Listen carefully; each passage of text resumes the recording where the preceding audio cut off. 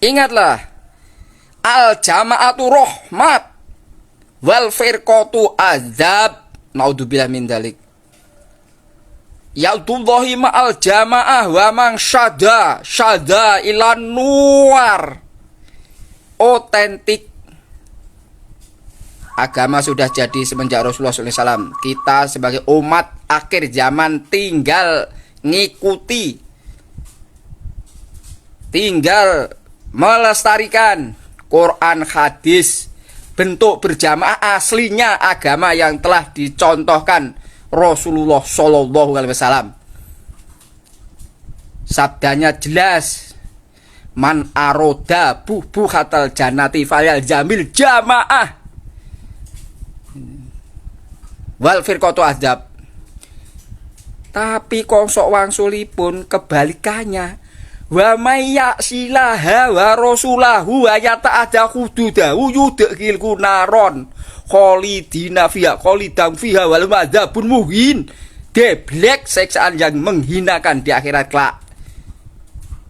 Plentes kurang syukur, bodoh dipinterkan, jahiliyah diimankan. Kurang syukurnya malah ngotak-atik dalil sudah jelas otentik. Assalamualaikum Ustadz. Sebuah kelompok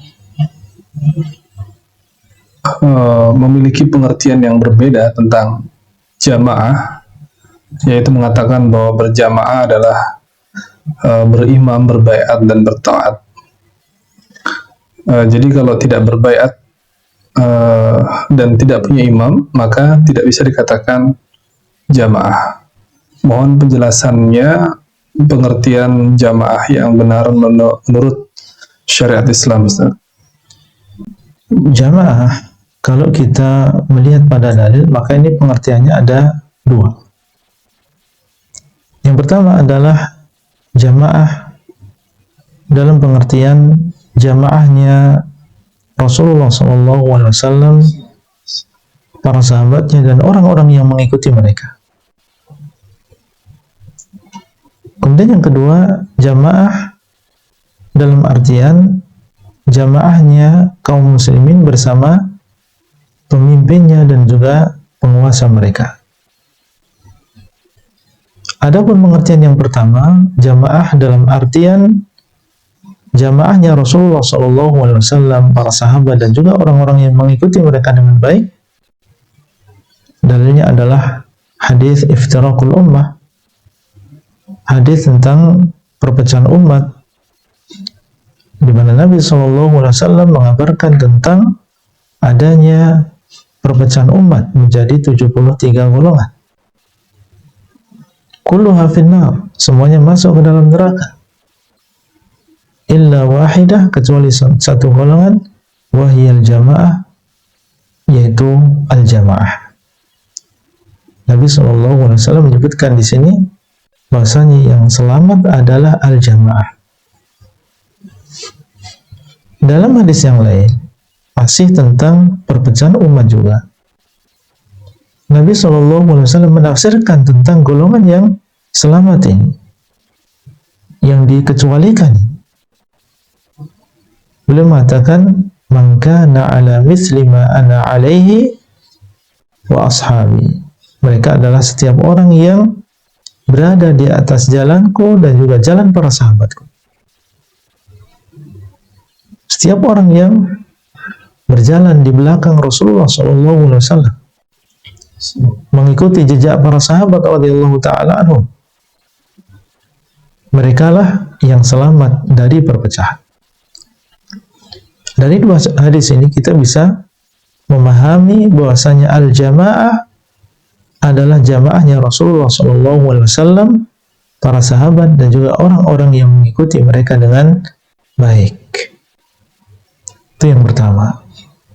Kemudian yang kedua, jamaah dalam artian jamaahnya kaum muslimin beserta penguasa mereka, pemimpin mereka. Ini disebutkan di dalam hadis Hudzaifah bin Yaman ketika beliau menyebutkan hadis Nabi SAW akan terjadinya fitnah yang besar, setelah datangnya Islam kemudian akan terjadi fitnah. Dan di situ Nabi SAW ketika ditanya oleh Hudzaifah bin Yaman, bagaimana nasihatmu ketika aku menemui fitnah tersebut? Maka Nabi SAW mengatakan, ilzamu jama'atal muslimina wa imamahum. Hendaklah engkau atau kalian melazimi, memegangi jamaahnya kaum muslimin dan juga imam mereka. Ini menunjukkan bahwa di antara selamat dari fitnah adalah dengan seseorang masih memegang teguh bersama jamaahnya kaum muslimin dan imam mereka. Dan yang dimaksud dengan imam kaum muslimin adalah penguasa kaum muslimin. Penguasa kaum muslimin yang mereka akui itu adalah pemimpin bagi kaum muslimin, bukan sebagian kecil dari kaum muslimin. Taib. Ini adalah dua pengertian dari jamaah. Dan ada pun yang ditanyakan, maka ini keluar dari dua pengertian tadi. Bukanlah pengertian jamaah seseorang membuat kelompok sendiri, ya, membuat jamaah sendiri,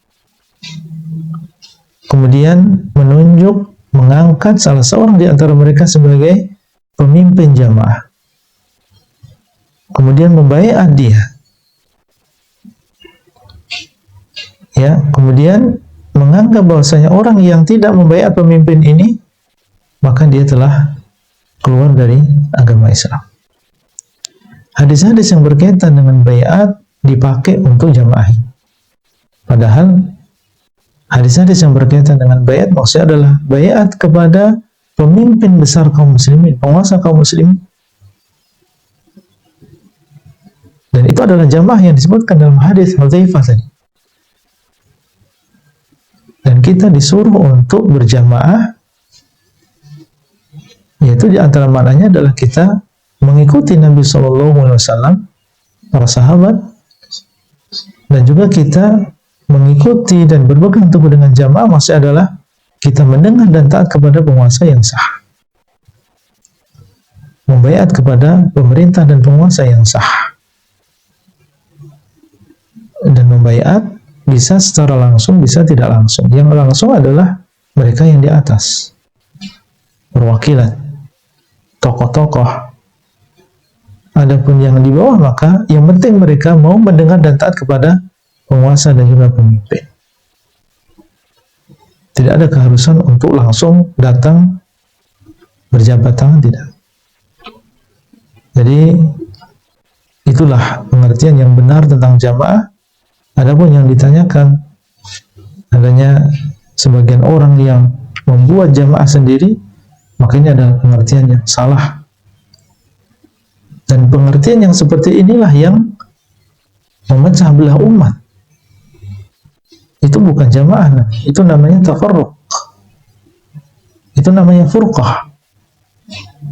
Bayangkan kalau masing-masing dari kita membuat kelompok sendiri, mengangkat imam sendiri, membaiat sendiri, kemudian mengkafirkan orang di luar kelompoknya. Apa yang terjadi?